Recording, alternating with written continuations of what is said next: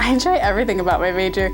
Being able to come into the elementary schools and be hands-on with the kids and actually work with them. I love that it's something new every day. It's never boring. I decided to teach elementary school because I realized when I was 17 years old and I was working at an after-school program that there was never a day that I dreaded going into work.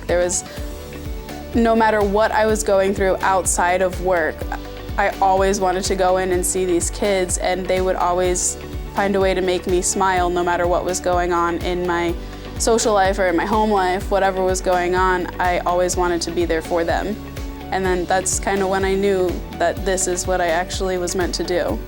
There are times where I'm at home and I'm hanging out with my family or like around a fire or something, and I'm sitting there scrolling online trying to figure out engaging ways to help my students pick up on something faster, how to make them better readers, or how to teach them to become independent learners so they can take these skills and bring them with them when they get older as they move forward in school. I know this is what I was meant to do.